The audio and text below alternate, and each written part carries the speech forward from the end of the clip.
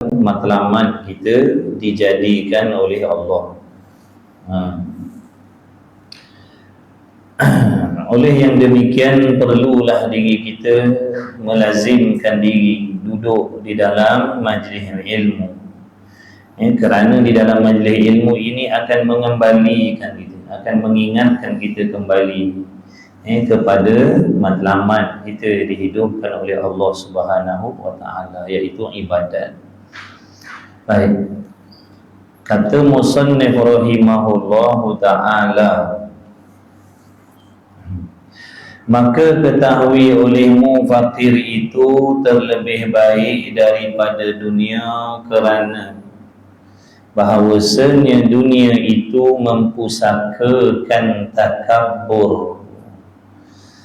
Sifat fakir itu sebenarnya adalah suatu sifat yang mulia. Sifat fakir itu adalah suatu sifat yang mulia. Sedangkan sifat kaya itu adalah suatu sifat yang boleh mempusakakan, yakni yang boleh menarik diri kita menjadi orang yang sombong. Dengan banyak harta, dengan kita ada kemewahan, kadang-kadang timbul penyakit hati kita, iaitu sombong. Walaupun harta kekayaan kita itu daripada usaha yang halal. Dengan sebab itu, di dalam Islam memberi amaran, memberi peringatan kepada kita supaya jangan bermewah-mewah. Maksud jangan di situ bukan haram, jangan di situ amaran. Amaran kerana ada bahaya. Jangan bawa motor laju-laju, amaran, kerana ada bahaya. Jangan bermewah-mewah sangat, jangan terlalu mengumpul harta kekayaan, kerana dengan mengumpul sebanyak-banyak harta kekayaan itu boleh menjatuhkan diri kita kepada perkara yang haram. Sebab itu diberi amaran, hati-hati, maknanya jangan tamak haloba dengan dunia meskipun halal. Contoh, kita tengok contoh, dengan sebab kita nak mencari harta yang halal, kita bermati-matian menggunakan segala masa dan waktu kita untuk mencari rezeki, dan dalam masa yang sama kita telah meninggalkan perkara yang diwajibkan oleh Allah, kerana masa yang ada pada kita itu telah diberikan kepada sesuatu yang bukan haknya. Sepatutnya contoh kita berpada-pada dalam mencari rezeki, tapi oleh kerana sifat tamak haloba kita dengan kesenangan dunia, kemewahan dunia, keselesaan dunia, kita bermati-matian bekerja pagi, petang, siang, malam, sehingga tidak ada waktu untuk menunaikan kewajipan yang lain. Ketahuilah,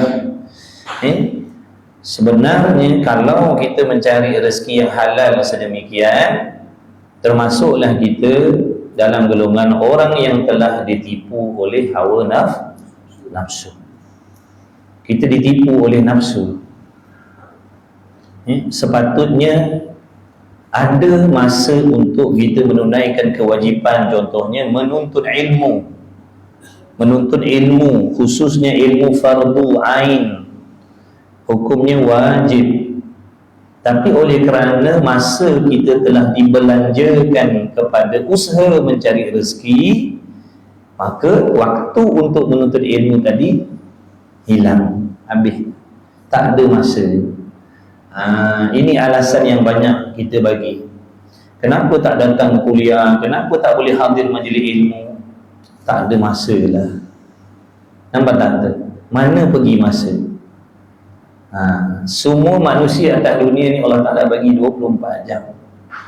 Kenapa orang lain ada masa mencari rezeki, ada masa solat, ada masa duduk dalam majlis ilmu?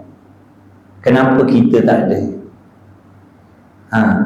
Jawapannya, kerana masa kita telah kita belanjakan lebih kepada hal-hal dunia. Baik, dengan demikian kita telah meninggalkan menuntut ilmu. Sedangkan menuntut ilmu itu hukumnya wajib. Apa hukum apabila meninggalkan perkara yang wajib? Hukumnya haram. Meninggalkan perkara yang wajib hukumnya haram. Jadi mencari rezeki lebih waktu sehingga tertinggal yang wajib hukumnya haram. Haram cari rezeki dengan cara yang sedemikian. Percayalah, sebanyak apa pun yang kita perolehi, tidak ada keberkahan diberi oleh Allah. Tak ada berkat. Walaupun memang kita akan dapat duit banyak sebab kita bekerja pagi, petang, siang, malam, ya, kita banyak duit yang halal, tapi tidak ada keberkatan. Apa tanda-tanda rezeki kita diberi keberkatan oleh Allah? Tanda-tanda rezeki kita diberi keberkatan oleh Allah, semakin banyak rezeki itu pada diri kita, semakin mudah untuk kita melaksanakan kewajiban, dan semakin mudah untuk kita meninggalkan benda-benda yang haram. Itu tanda nikmat yang barakah. Kita nak nikmat yang berkah, kita nak rezeki yang halal lagi berkat. Kalau sekadar nikmat, kesenangan, kekayaan, kemewahan, keselesaan, itu juga diberi oleh Allah kepada orang kafir. Betul ke tidak? Orang kafir pun diberi kekayaan, orang kafir pun diberi kemewahan, orang kafir pun diberi duit banyak, orang kafir pun diberi rumah yang hebat, kenderaan yang hebat, jawatan yang hebat. Tapi adakah dengan harta-harta yang mereka memiliki itu menjadikan mereka beriman kepada Allah?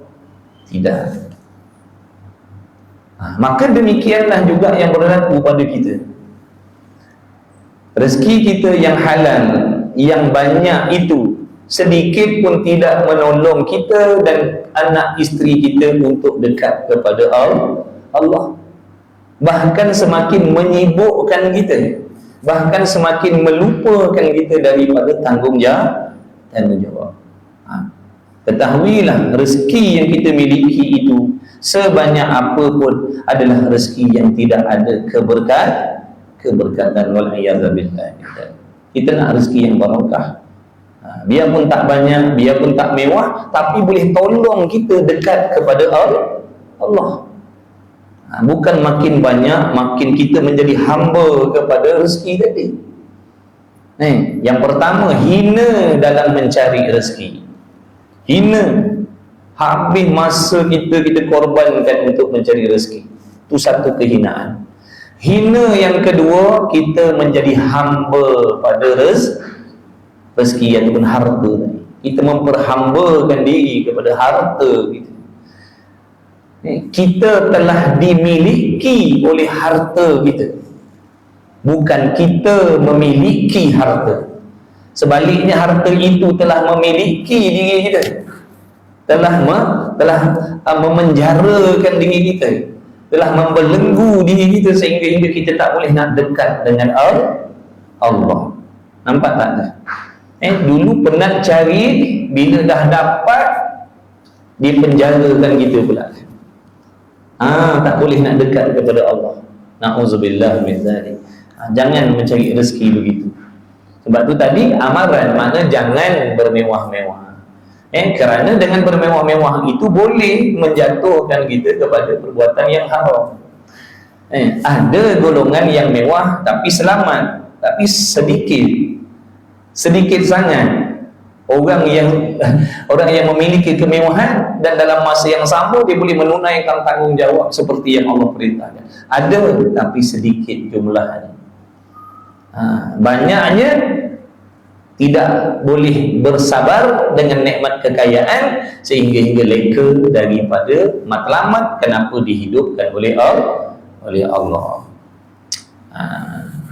Maka di antara cara Allah Ta'ala kadang-kadang apabila Allah Ta'ala mengasihi hamba-hambanya yang tertentu, Allah Ta'ala tidak memberi kekayaan dan kemewahan pada dia, kerana Allah Ta'ala nak menyelamatkan dia daripada kecelakaan, kebinasaan yang berlaku di sisi orang yang memiliki harta.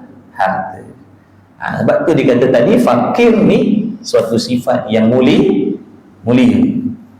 Berbanding dengan kaya tadi tu. Sebab kaya ni boleh menarik diri kita kepada takabur, jadi sombong. Sombonglah. Allah suruh solat, tak nak solat. Allah suruh ngaji, tak nak ngaji. Sombong. Itulah tanda sombong dengan Allah. Sedangkan rezeki kita, nikmat kita diberi oleh Allah, hidup diberi oleh Allah, keselamatan kita diberi oleh Allah, anak bini kita diberi rezeki oleh Allah. Tiba-tiba Allah perintah solat, kita palingkan muka. Allah suruh ngaji, kita palingkan muka.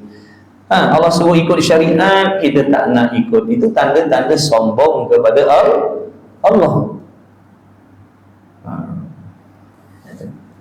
Tapi kalau andai kata antum, kalian semua boleh mencari harta kekayaan serta tidak mengabaikan kewajipan dan tidak terlibat dengan benda-benda haram, silakan. Kalau seandainya kekayaan kalian dapat kalian gunakan untuk agama, untuk ibadat, maka silakan. Silakan. Walaupun dia mewah, dia kaya, dia boleh taat kepada Allah, dia boleh ikut syariat betul-betul. Segala yang Allah wajibkan dia buat, segala yang Allah haramkan ditinggalkan. Dia boleh hidupkan Islam dalam diri dia, dia boleh hidupkan Islam dalam rumah tangga dia. Silakanlah nak kaya, tak ada masalah. Yang kita takut dengan sebab kaya tadi, kita jadi sombong dia. Allah.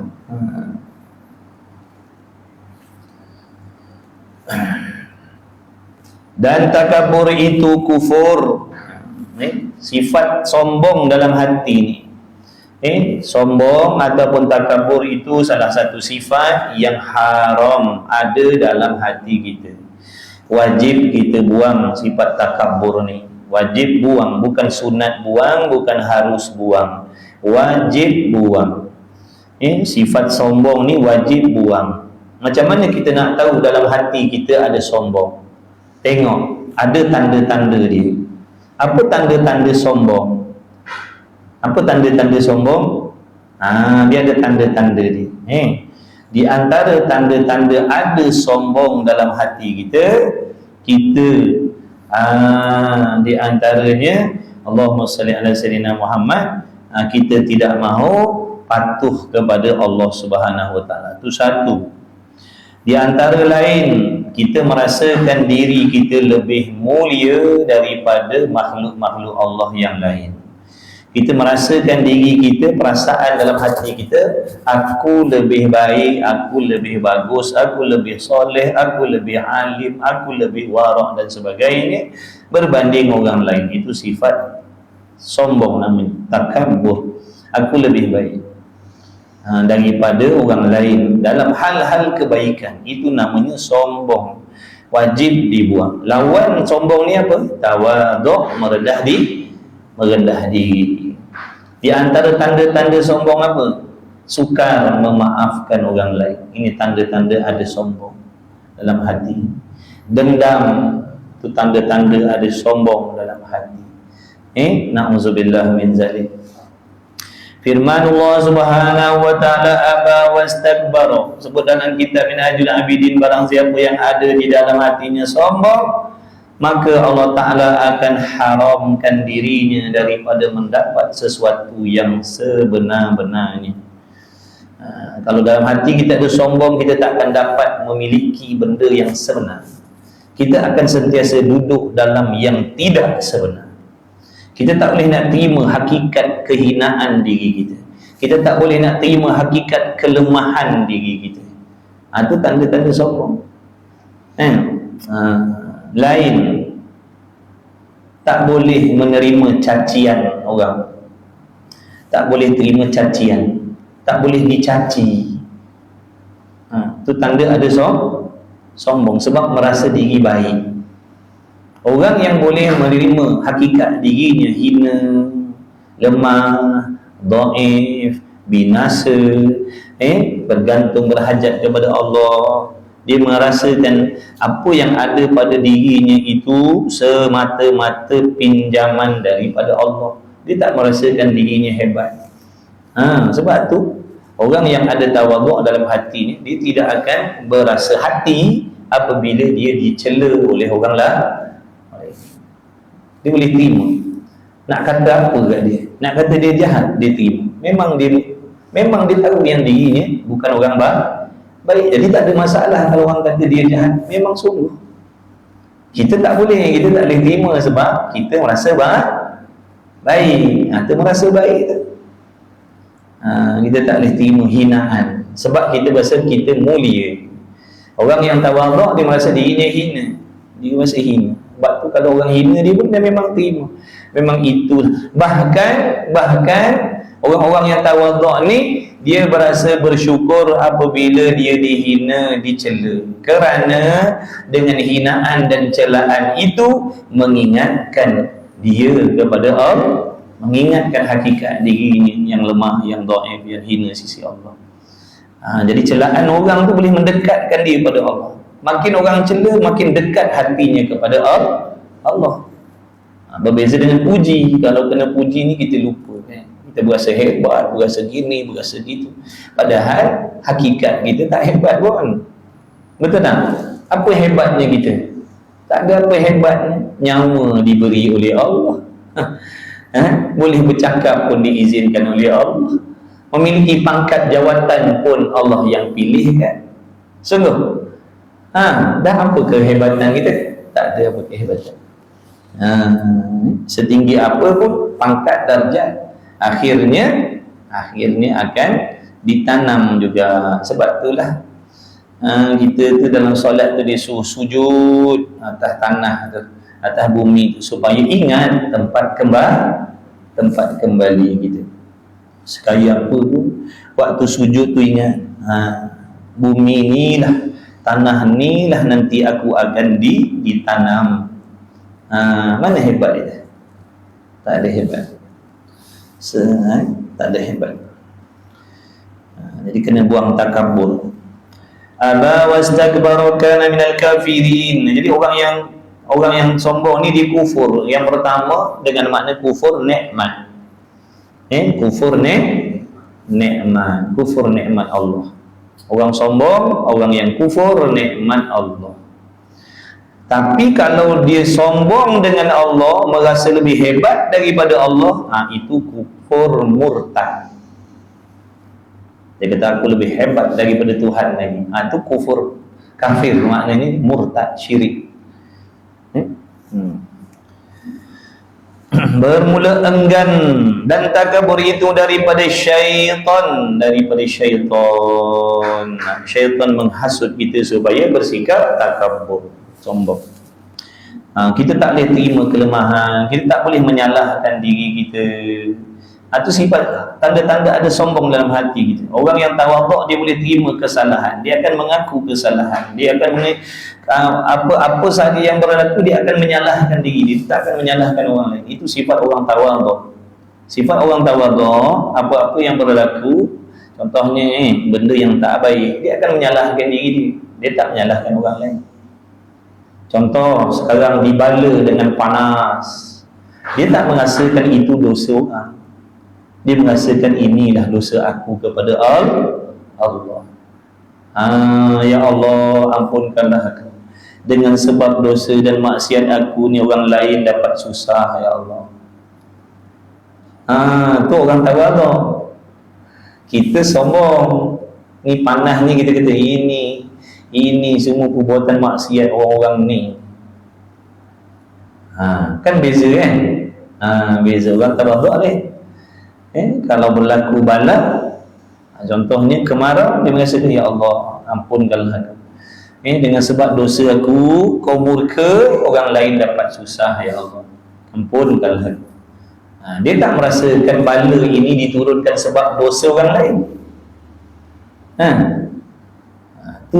Itu sifat tawadhu, merendah diri.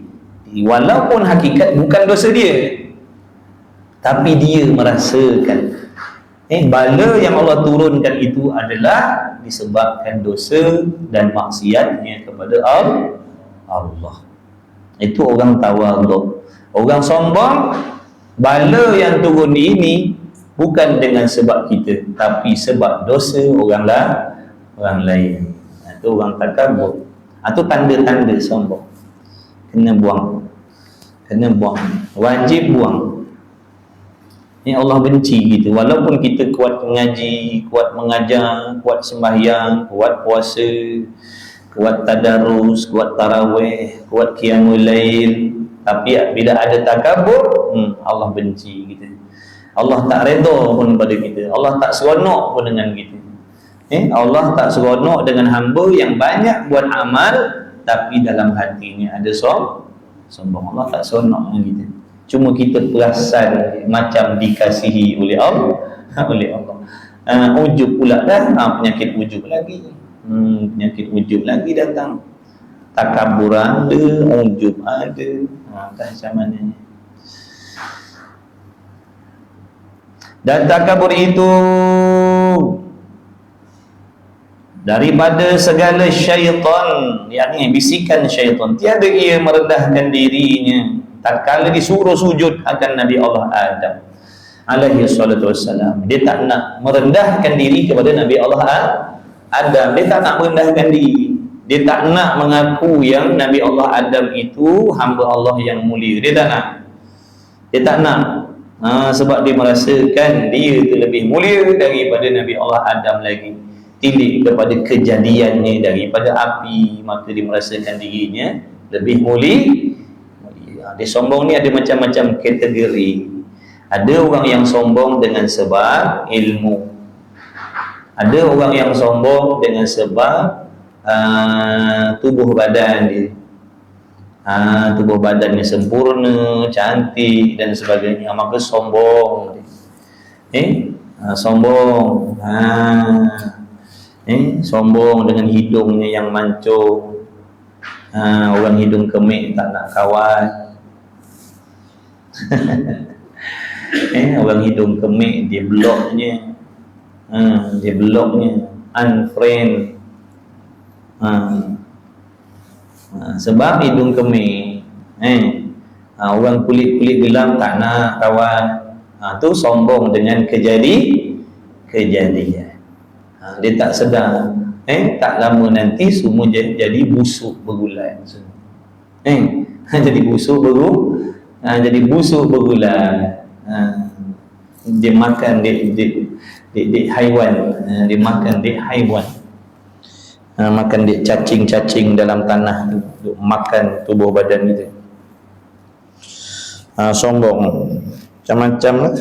Ada orang sombong dengan pangkat dia, ada yang sombong dengan harta dia, ada yang sombong dengan keturunan dia, ada yang sombong dengan anak-anak dia. Anak aku ni semua orang berjaya ni, tak layak nak kawan dengan orang punya anak. Ada anak uzubil minta jauh. Allah benci. Walaupun banyak amal, kena buang, wajib buang. Macam-macam jenis sombong. Sebab tu kita kena kenal sifat sombong tu, kena cari dalam hati kita ada tak. Kalau ada, cepat-cepat buang. Jangan mati bawa sifat tu. Jangan mati bawa sifat tu, jangan. Sebab tu diajar kita dalam solat, waktu setiap kali nak solat, pastikan tidak ada satu pun sifat yang dibenci oleh Allah dalam hati kita. Setiap kali nak solat, pastikan tidak ada walau satu pun sifat yang dibenci oleh Allah. Kalau tidak, kita menghadap Allah dalam solat tadi itu beserta dengan maksiat hati. Allah tahu tak dalam hati kita ada penyakit? Tahu. Walaupun zahirnya nampak bagus, dengan kopiahnya, dengan serbannya, dengan ridahnya, dengan suginya, dengan minyak wanginya, dengan tasbihnya, dengan jubahnya, dengan telekungnya, dengan purdahnya, dengan niqabnya. Tapi Allah memandang hatinya penuh dengan penyakit yang dibenci oleh Allah. Sebab tu kita kena, solat ni nak mendidik, nak mengajar kita supaya menjadi hamba yang suci, zahir dan batin. Kena usaha. Setiap kali nak solat, kena pastikan. Setiap kali nak solat, kena pastikan. Supaya nanti lama kelamaan dia terbiasa dengan kebersihan zahir dan batin. Ini Allah nampak tubuh badan kita berdiri qiyam ni tanda merendahkan diri kepada Allah, tanda menyerahkan diri kepada Allah. Sujud, rukuk. Tapi Allah tahu sambil kita qiyam, sambil kita rukuk, sambil kita sujud, dalam hati kita ada penyakit yang dibenci oleh Allah. Allah tak redha kita. Cuma orang lah kata kita bagus, nampak kita semayang, bagus, orang gaji kita semayang, lama berdiri ni, lama sujud ni. Tapi tidak pada pandangan Allah. Tidak pada pandangan Allah. Pada pandangan Allah kita kotor, kita bernajis. Najis batin. Najis batin. Najis batin ni lagi berat daripada najis zahir. Najis zahir kita boleh basuh dengan air, kena tai ayam, tai kambing, kita boleh cuci, betul? Walaupun najis mughalladhah sekalipun, najis anjing, babi sekalipun, boleh dicuci, disertu, disamak dengan satu air tanah, 6 kali air mutlak, sucilah. Tapi najis takabbur, najis ujub, najis riya ini takkan diampunkan oleh Allah. Kalau kita nak minum 1 jug air tanah kemudian bilas dengan 6 liter air mineral, takkan menyucikan dosa hati itu.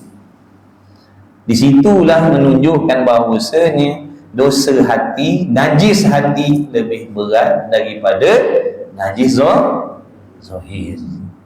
Tapi kita lebih mengambil berat tentang najis zahir tanpa mempedulikan najis batin kita. Pantang kotor kita cuci, pantang kotor cuci kita, tak boleh kotor sikit. Baguslah, dah memang Islam menuntut kebersihan, tapi malangnya kita hanya mementingkan kebersihan zahir. Baju nak lawa, baju gaya nak lawa, beli lah baju gaya. Belum? Habis dah bazar Ramadan. Bazar Ramadan habis. Lambat beli. Bergaduh beli. Nak 3 pasang, nak 5 pasang. Tak apalah, tak apalah. Setahun sekali, setahun 2 kali. Tapi malangnya hati kita tak pernah kita tukar dengan pakaian yang cantik. Hati kita tak pernah pun kita gantikan dengan pakaian yang cantik. Kita biarkan hati kita dengan pakaian yang kotor, yang busuk, yang bernajis. Kita tak pakaikan pun hati kita dengan pakaian yang baru. Kita biarkan hati kita tu yang hasad, yang dengki, yang dendam. Itulah pakaian hati kita. Itulah pakaian hati kita, hasad, dengki, dendam, sangka jahat dan macam-macam lagi. Kita tak gantikan dengan pakaian yang cantik, yang baru. Sebab hati kita ni tempat pandangan Allah. Kata ulama, sepatutnya perhatian kita dalam membersihkan, memantau, menghiaskan hati itu lebih berat lagi daripada kita menghiasi zahir kita. Macam mana kita dituntut menjaga kebersihan zahir, lebih-lebih lagi berat dituntut kebersihan batin hati kita. Kerana batin hati kita itu tempat pandangan Allah, zahir ini tempat pandangan makhluk manusia. Mana lebih utama, pandangan makhluk atau pandangan Allah? Lebih utama pandangan Allah. Jadi dua-dua kita kena sepatutnya. Dua-dua kena bersihkan. Ni tak lama lagi nak raya ni. Raya ni sebenarnya untuk siapa? Untuk orang yang berjaya kembali kepada fitrah. Orang yang berjaya kembali kepada fitrah, kembali kepada asal, bersih, tak ada dosa. Anggotanya suci daripada dosa, hatinya pun suci daripada segala jenis dosa. Itulah hari perayaan tu. 1 Syawal tu perayaan untuk orang yang dah berjaya kembali kepada fitrah. Tapi kita tompang sebenarnya gaya orang-orang tu. Kita sebenarnya menompang gaya orang-orang yang macam tu. Bahkan kita pula yang lebih ekstrimnya. Golongan-golongan tadi tu yang dah bersih anggota zahir batin daripada dosa tadi, biasa-biasa jadi pakaian. Tapi kita lapan sepasang. Padahal tak kembali pun kepada fitrah. Hati kita masih busuk macam tu juga. Tapi beraya bukan main lagi. Raya tu sebenarnya bukan dengan pakaian baru, dengan akhlak yang baru. Dengan akhlak yang baru, dengan adab yang baru, tu sebenarnya hari raya.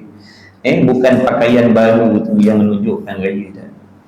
Tapi kita buatlah muka tak malu, tompanglah sekali. Ya dah. Apa nak katakan? Tompanglah raya orang. Sian gitu Kita punya semangat raya lebih daripada orang tuan empunya majlis. Allah. Macam tu lah. Sungguh bukan cakap lawak, memang sungguh dalam kitab tu sebut macam tu. Raya tu ada untuk orang yang dah merdeka daripada dosa. Kita tak buang dosa. Tapi raya juga kita. Tak apalah, belilah bukan tak jadi beli pula baju raya. Pergilah buka lagi ni sampai pagi yang pukul 3 je.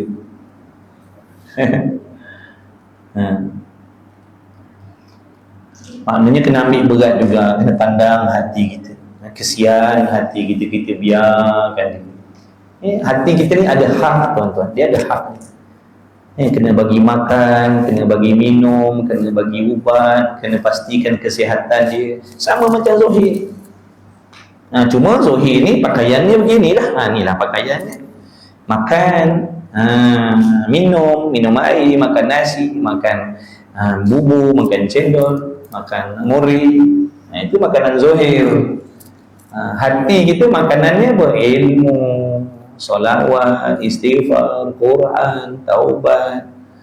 Pakaiannya apa? Sabar, redha, syukur, tawadhu, ikhlas, ma'rifah, iman.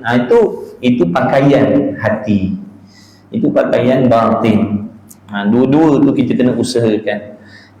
Kena usaha, jangan lengah-lengah dah. Baik lelaki, baik perempuan, tak peduli. Tak peduli, sebab kita semua ni nanti nak kembali kepada Allah.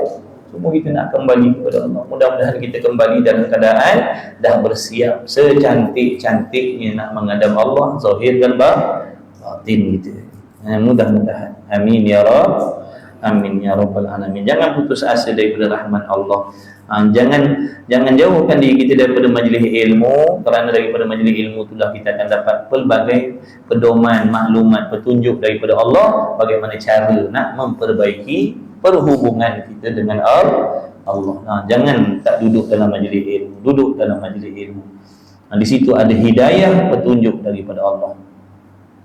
Rugi kalau kita palingkan diri kita daripada ilmu, rugi. Maknanya kita tidak mahu diberi petunjuk oleh Allah. Orang yang tak nak duduk dalam majlis ilmu adalah orang yang tidak mahu diberi petunjuk oleh Allah. Dia tak nak petunjuk. Tak nak petunjuk.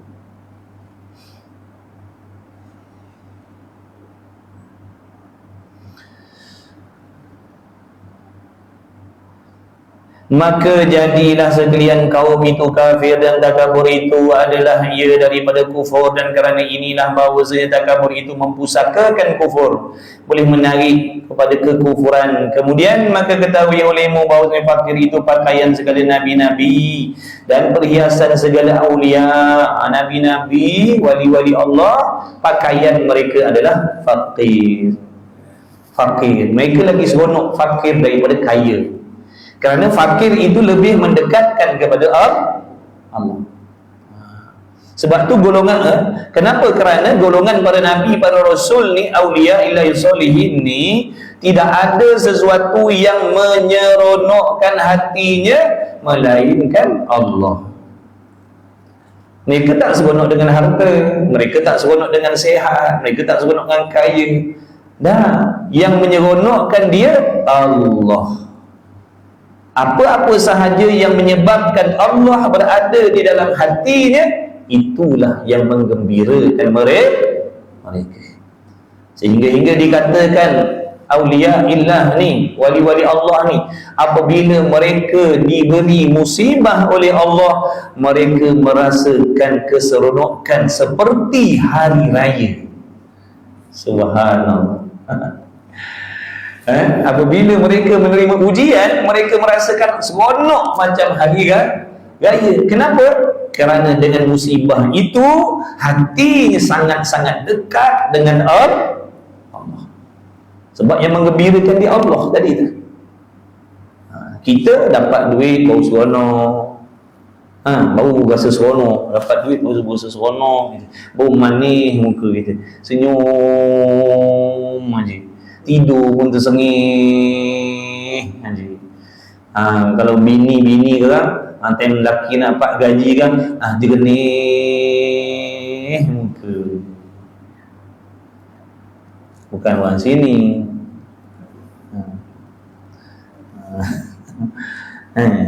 Abang dah tahu dah, tak lama lagi nak pergi cocok kat bank tu. Abang awak lembut budi bahasa. Awak nak minum? Awak. Kalau tidak, pergi ambil ke dapur sendiri. Sian Nabi. Saya nak dapat gaji pun bukan main. Bukan orang sini. Jangan berasa kenapa? Awak tak cakap orang sini. Tak ada kena-mengena dengan yang hidup dengan yang mati. Dia cakap Nabi berasa. Jangan orang perempuan, isteri-isteri khidmat pada suami. Sama ada duit, tak ada duit, suami itu khidmat. Pahalanya besar. Nanti Allah bagi kalian mahligai dan masyarakat sana. Muliakan suami itu macam raja. Pahalanya lagi besar daripada kalian baca Quran, bertahajud, berpuasa sunat dan sebagainya. Tapi orang perempuan tak tahu. Dia tak tahu. Sebab tu orang perempuan ni, dia masuk syurga duduk rumah, masuk syurga. Dengan syarat dia taat pada suami selagi arahan suami tidak melanggar syariat.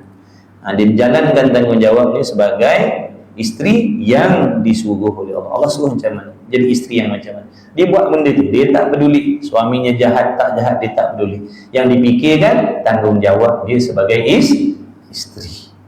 Dosa suami tak berjangkit pada bini jangan risau.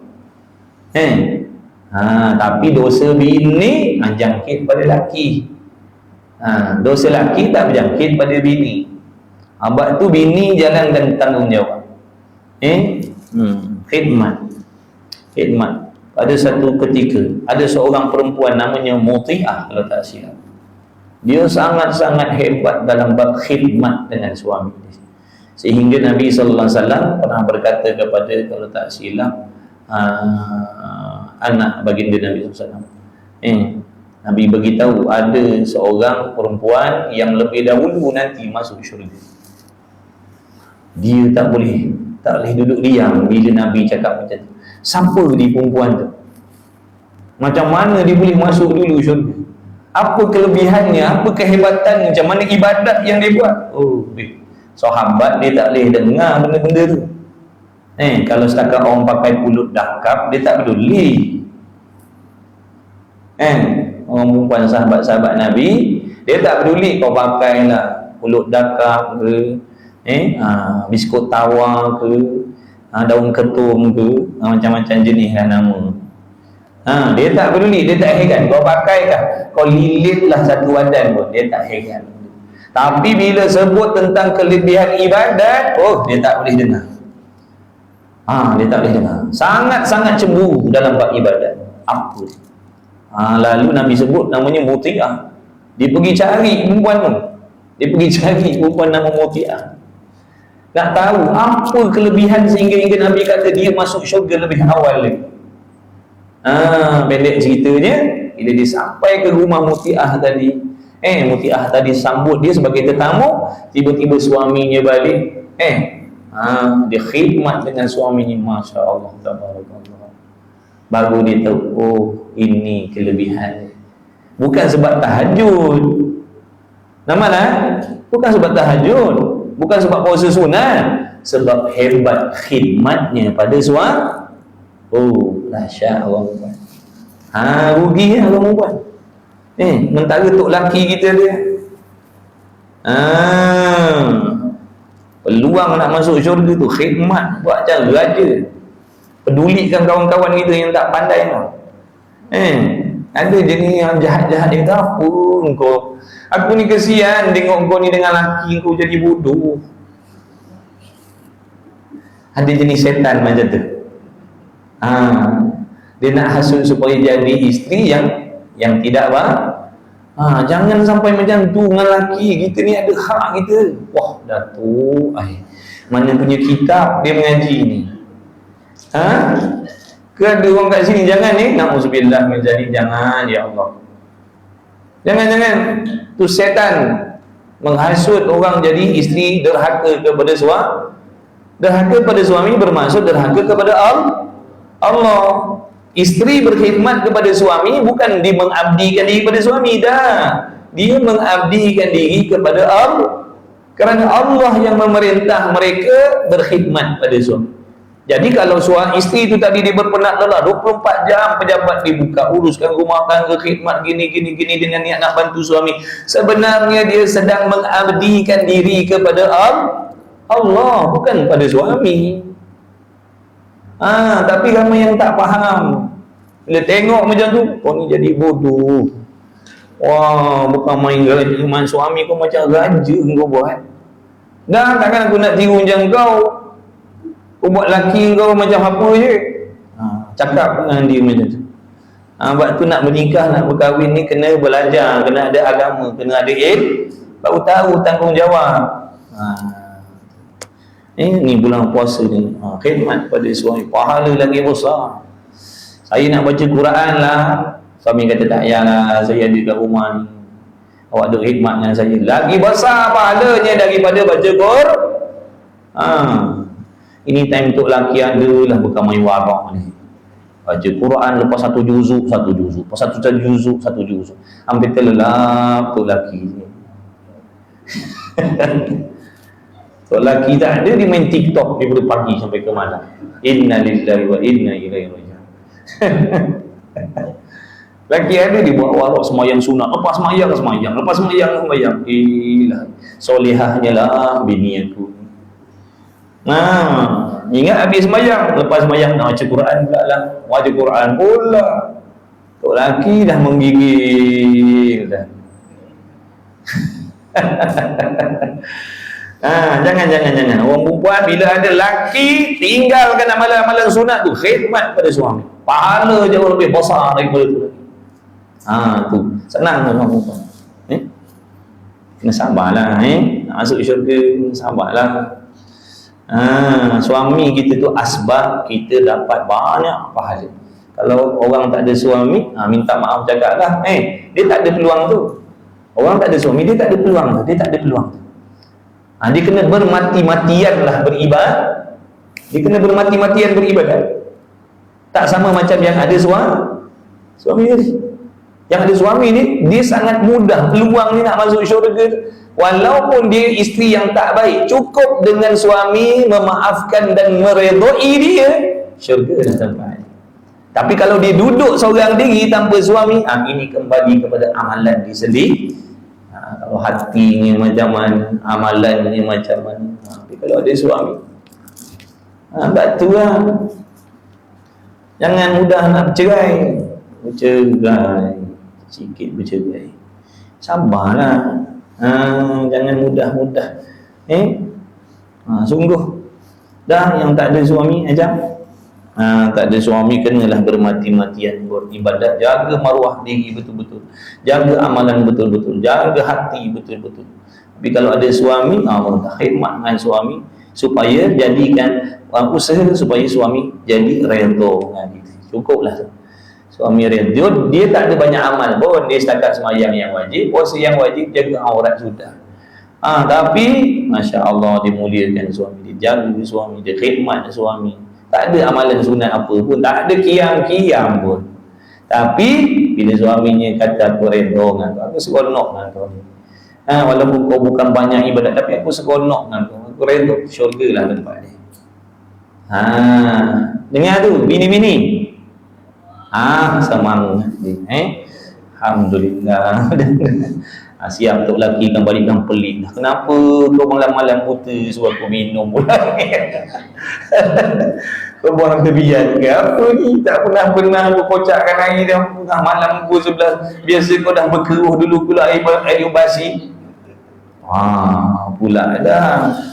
Kalau untuk lelaki tengok ada perubahan macam tu, janganlah duk tegur bini tu, diamkan aja dia nak beramal tu. Pun satu juga kita kata buang tebiat dah, tak berani nak buat hadis sunat. Tidur, dia tidur urutkan kaki dia, urutkan tapak kaki dia, Masya Allah. Wujudlah air tu. Sungguhlah orang perempuan ni nak bagi tips ni, nak masuk syurga mudah ni. Tapak kaki suami, ya Allah, rasa macam raja rasa aku. Ya Allah, bertuah ni lah. Ya Allah, ampunkanlah dosa ini aku reto dia, ya Allah. Syurga di tempat. Dia jangan mula-mula pincit, lepas tu konyol-konyol pula dah, konyol-konyol kan. Dia mula-mula lepas tu dia pijam kan. Dia kata kalau pijak boleh. Jangan ni. Kemudian katanya Ustaz sikit lagi. Ngantuk ni tuan-tuan ni. Tadi dah muring macam-macam ni, mati tu ngantuk. Kemudian katanya musannif lagi, maka ketahui oleh mufakir itu pakaian segala nabi-nabi. Jadi mana-mana hamba Allah yang Allah takdirkan dia hidup fakir atas dunia, sederhana atas dunia, maka bergembiralah kerana kefakiran itu adalah sifat yang Allah beri kepada orang-orang yang dekat dengan Allah. Jangan rasa malang pula. Kenapalah ya Allah, aku ni kau jadikan susah. Orang lain mewah, kaya, gaya bukan main. Aku ni susah. Jangan. Kena rasa seronok. Kena rasa seronok. Kerana sifat fakir itu sifat yang mulia. Sifat Nabi-Nabi. Sifat wali-wali. Tiba-tiba Allah bagi kepada kita.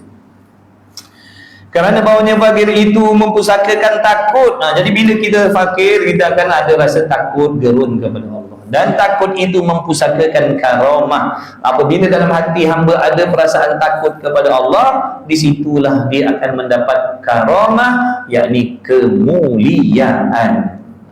Dia orang yang mulia, dia ada kemuliaan sisi Allah. Seperti sabda Nabi sallallahu alaihi wasallam, yaqulu li'ibadihi al-fuqara yaumal qiyamati ya ibadi antum bimanzilatil anbiya walakum indi fadilatun walakum indi fil khilqi syafa'atun ya ibadi tas'aluni ma syi'tum hatta u'tiyakum fa inni radin ankum wa an laisa lakumul yawma 'indi 'adzab. Subhanallah. Dengar ni tuan-tuan. Dengar ni. Yakni ni Nabi bagi tahu ni. Nabi bagi tahu.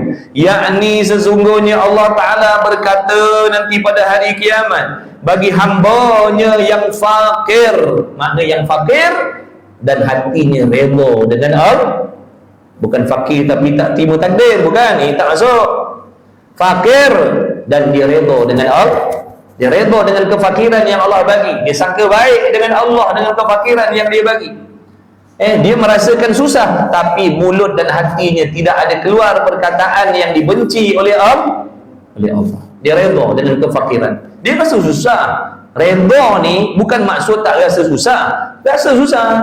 Kalau tak ada duit, rasa tak ada duit.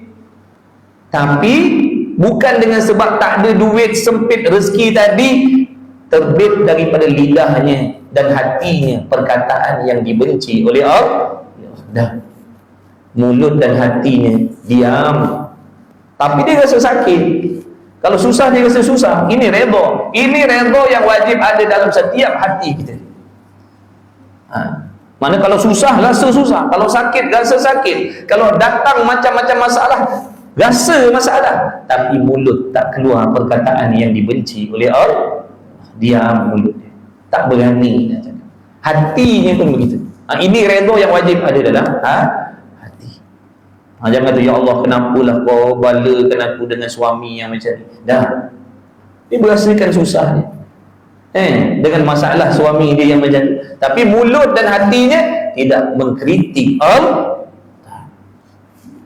Yang suami pula dapat bini bermasalah, tak keluar pun daripada mulut dan hati. Ya Allah kenapalah kau bagi aku bini macam ni. Dah.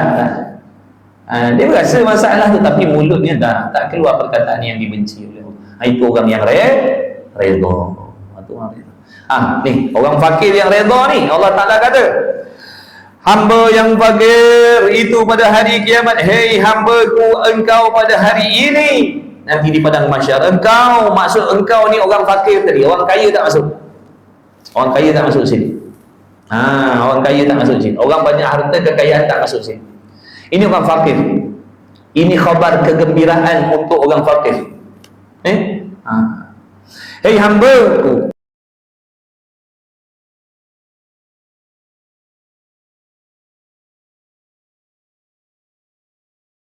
engkau pada hari ini seperti martabat segala nabi. Hari ini, wahai orang-orang fakir yang dulunya kat dunia fakir tapi sabar, redha dan sangka baik kepada Allah, hari ini martabat kamu seperti kedudukan nabi. Hari kiamat. Subhanallah. Dan bagimu daripada beberapa kurnia daripada aku, hari ini kau akan mendapat pelbagai pemberian anugerah daripada Allah. Dan beberapa syafaat akan segala makhluk hamba-Ku. Dan hari ini maknanya Allah Ta'ala akan memberi peluang kepada orang fakir yang sabar, yang redha dengan Allah, sangka baik dengan Allah waktu atas dunia dulu. Hari ini aku bagi peluang kau memberi syafaat kepada siapa orang yang kau nak. Faham tak? Hari ini aku bagi kau peluang. Kau nak bagi syafaat siapa? Apa maksud syafaat? Bagi pertolong. Kau nak selamatkan siapa ni? Di padang mahsyar ni, waktu yang sangat menakutkan ni, di hari yang sangat susah ni, yang sangat pedih ni, yang sangat azab ni, yang sangat menggerunkan ni, yang sangat menakutkan ni, siapa yang kau nak selamatkan, kau selamatkanlah. Ini kelebihan yang Allah bagi kepada orang fakir yang redha kepada Allah. Besar tu kelebihan tu tuan. Tak ada tawaran untuk jutawan ni. Jutawan tak dapat tawaran ni. Allah tak kata, wahai jutawan, hari ini aku akan bagi kelebihan, bagilah syafaat kepada siapa-siapa orang yang kau nak bagi dengan sebab kau jutawan. Dah. Tidak. Bukan dengan sebab harta kekayaan. Tapi orang soleh pun ada, orang kaya yang soleh pun ada.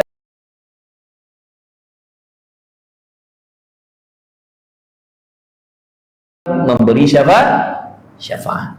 Dia ada peluang bagi syafaat. Tapi jumlah tu tak sama lah. Tak sama. Berapa ramai dia boleh selamatkan tak sama. Tu. Tak sama. Hamba-Ku kata Allah, minta olehmu, makna hamba-Ku yakni wahai fakir tadi. Wahai fakir tadi. Minta olehmu daripada aku barang kehendakmu. Apa yang kau nak, kau minta lah hari ni, kata Allah. Kalau dulu atas dunia kau nak minta macam-macam, tertahan.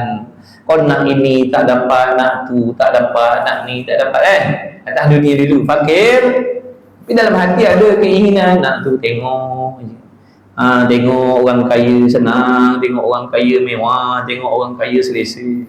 Tapi dia tak dapat, tapi dia sabar, dia tak bersangka jahat dengan Allah, dia tak berasa malang pun. Tapi hari ni, hari kiamat ni, apa yang kau nak, aku akan tunaikan segala apa yang kau nak. Mintalah hari ni. Subhanallah. Nampak tak ni kelebihan orang fakir ni? Tapi syarat jangan fakir saja, syariat mesti ikut. Namakan fakir saja tapi tak solat. Dapat dengar malam ni fakir jadi tak payah solat lah. Macam-macam kelebihan ada ni. Tak payah puasa lah. Dah, nanti kadang tak puasa, tak solat, tak dapat kelebihan ni. Syariat mesti ikut fakir pun. Tutup aurat kena tutup, semayang kena semayang, mengaji kena mengaji. Walaupun fakir. Minta olehmu daripada aku barang kehendakmu hingga aku anugerahi akanmu, maka bahawasanya aku redha daripada. Subhanallah. Apa nak lagi tuan-tuan, kalau Allah sendiri yang berkata aku redha kepada engkau, nak apa lagi tuan-tuan? Redha Allah tu terlebih besar, lebih mulia daripada syurga Allah lagi. Redha Allah lebih besar, lebih hebat daripada Lailatul Qadar lagi. Sebab tu orang yang memburu redha Allah, dia bukan sekadar berjaga malam di dalam bulan Ramadan, tidak. Sepanjang tahun dia berjaga malam, sepanjang tahun dia buat amal soleh kerana dia mencari redha Allah. Kalau Lailatul Qadar ada masa, habis Ramadan tak ada dah Lailatul Qadar, betul?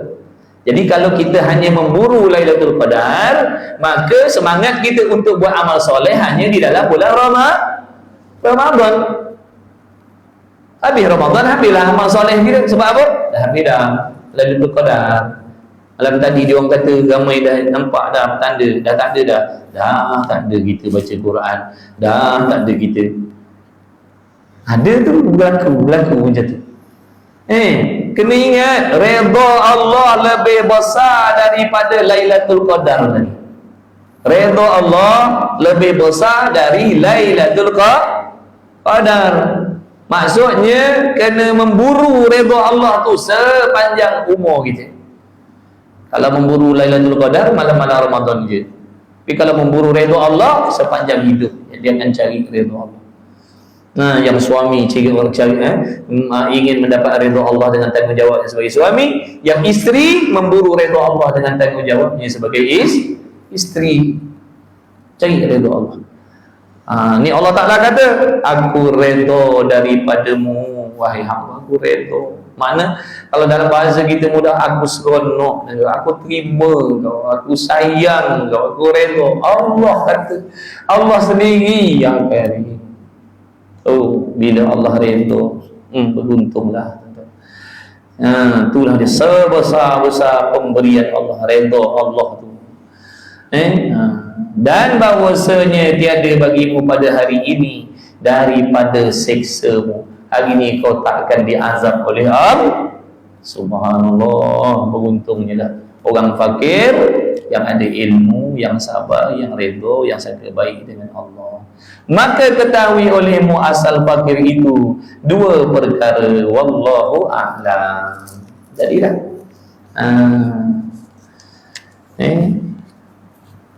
jadilah berehat pula nanti kan tuan-tuan, nak dia mulai lagi. Ada sekali lagi? Ya ke? Ada sekali lagi? Kalau kena malam raya ke mana tu? Oh, ada lagi insya-Allah lah, mudah-mudahan jadi mudah-mudahan dengan barakah majlis ilmu kita pada malam ini, mudah-mudahan Allah ampuni segala kita, dosa-dosa kita, kedua ibu bapa kita, anak bini kita, suami, ahli keluarga kita, adik-beradik, ipar, dua, sepupu, sepapat, semuanya jiran tetangga, kawan-kawan, kenalan-kenalan kita, semuanya muslimin muslimat, mukminin mukminat, dengan keberkahan malam-malam Ramadan, dengan keberkahan kemuliaan majlis ilmu, dengan keberkahan Nabi kita Muhammad sallallahu alaihi wasallam, dengan keberkahan doa kedua ibu bapa kita. Mudah-mudahan kita semuanya diampuni dosa oleh Allah Subhanahu wa taala, zahir dan batin. Rohani dan jasmani kita mudah-mudahan diampunkan oleh Allah, dan dipanjangkan umur yang berkah, diberi rezeki yang halal lagi barakah. Mudah-mudahan Allah Ta'ala memberi taufik kepada kita untuk beramal soleh siang dan malam di dalam bulan Ramadan ini, dan berpanjangan sehingga habis Ramadan pun. Mudah-mudahan Allah sentiasa memberi kita pertolongan untuk menjalankan tanggungjawab seperti yang diperintah oleh Allah SWT. Mudah-mudahan Allah Ta'ala mudah-mudahan dengan sebab ada sekelumit perasaan seronok kita dengan ilmu, dengan majlis ilmu, mudah-mudahan Allah lahirkan daripada kita anak-anak yang soleh, yang solehah, yang berjaya dunia dan akhirat. Mudah-mudahan Allah lahirkan daripada keturunan kita anak-anak soleh-soleh yang berjaya dunia akhirat. Mudah-mudahan ada di kalangan anak-anak keturunan kita Allah lantik menjadi aulia illah, wali-waliullah, yang mudah-mudahan dapat memberi syafaat kepada kita nanti di padang mahsyar sana, insya-Allah. Mudah-mudahan dikabulkan, ya Allah, kabulkan segala doa, segala hajat yang tersurat, yang tersirat, yang ada di dalam hati-hati para isteri. Mereka ada hajat, mereka ada impian, mereka ada hasrat yang baik-baik, sesungguhnya Allah mengetahui. Mudah-mudahan seandainya benda itu baik di sisi Allah, moga Allah permudahkan, moga Allah kabulkan, moga Allah perkenankan, dengan berkah ikhlas khidmat mereka kepada suami. Dan begitulah juga pada suami ada hajat, ada impian yang kadang-kadang tak tercapai dengan sebab tidak ada kemampuan, mudah-mudahan dipermudahkan oleh Allah Subhanahu wa taala, insya-Allah. Jumpa lagi, insya-Allah jumpa lagi lah di minggu depan lah, insya-Allah. Minggu depan ke? Minggu depan insya-Allah. Bismillahirrahmanirrahim. Alhamdulillahirabbil alamin. Wassalatu wassalamu ala Rasulillah. Allahumma rabbana fa'na bima 'allamtana, rabbana 'allimna alladhi yanfa'una, rabbana faqih ahlana wa qarabati lana fi dinina ma'al qutri wa thawrakar. Wa sallallahu ala sayyidina Muhammad wa ala alihi wa sahbihi wasallam. Alhamdulillahi rabbil alamin. Taqabbalallahu minkum minna wa minkum, taqabbal ya karim.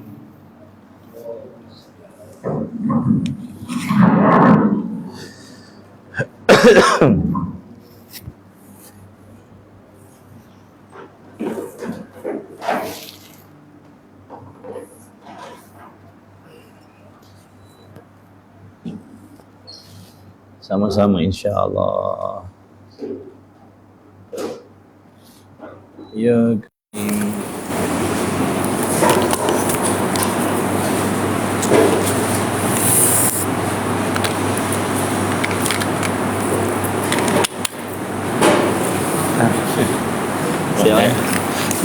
Saya ni. Kena sup Jawa Timur. Ada terus. Pakcik, saya pakcik. Doa saya pakcik. Sama-sama. Jumpa lagi insya-Allah. Ada murid Ada. Ada kan? Ada. Ada murid. Allah. Astagfirullahalazim. Bang, siap bang. Jumpa lagi bang. Doa saya bang, doa saya bang. Apa ada doa saya?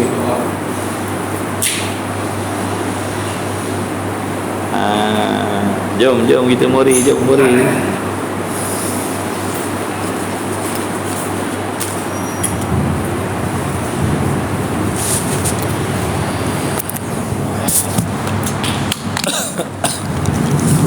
Bismillah. Ya.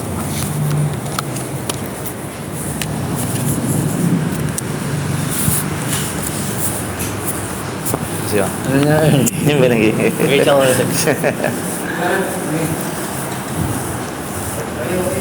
Allah. Astagfirullah. Jom muri. Kalian dah muri belum? Siapa belum muri? Mari kita mari.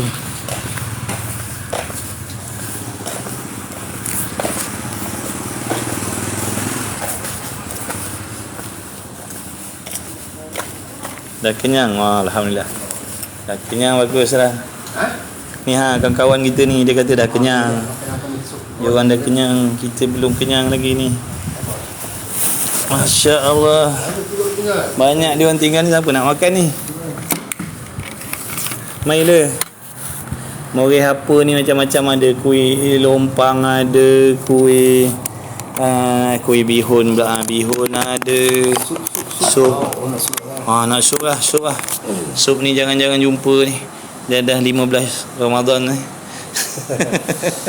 Tadi sup juga. Orang tadi sup ke? Masya Allah, sini Yang ni moreh, dia moreh. rezeki moreh. Betul lah, betul Mazul. Sesekali ya layan moreh tak? Kuih selimut Mak Mina tak ada. Tunggu cakap lah.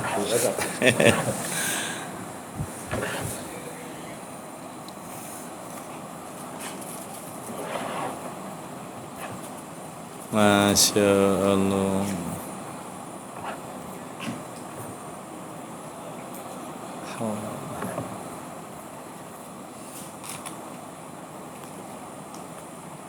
Ustaz, Baik.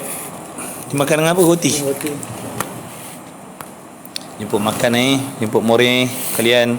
Selamat berehat semuanya. Tak apa yang masuk lambat.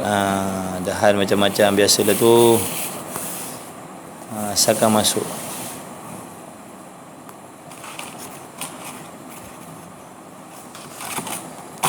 Astagfirullah.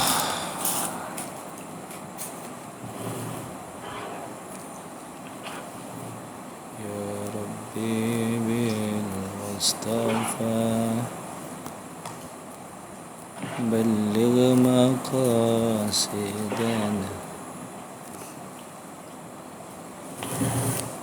Ustaz. Alhamdulillah. Amin ya Allah.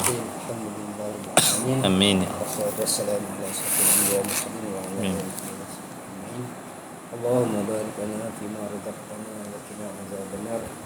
Bismillahirrahmanirrahim. La yadurru bismihi syai'un fil ardi wa la fis samai. Bismillah wa ala barakatillah. Alhamdulillah bil alamin. Amin. Rindu soto Johor. Masya Allah. Taska apa ni? Terima kasih.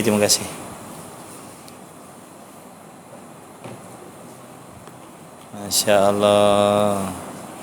Bang, mari bang. Itulah line sekarang ni. Line pun tadi tak okey tadi line. Ni amaran 28 ni apa ribut peti apa semua. Perubahan angin monsun. Okey sahabat saya mohon diri dulu selamat berehat semua, selamat beribadat semua. Jangan lupa doakan saya dan ahli keluarga saya. Jumpa lagi. Assalamualaikum warahmatullahi wabarakatuh. Jumpa lagi, insya-Allah jumpa lagi. Pakcik, mai minum. Mana sup? Mai. Oh dia ini dia punya moreh. Ha? Dia punya lorong depan. Moreh. Oh. Okey. Bateri nak die. Okey Kak Hati, tengok saya.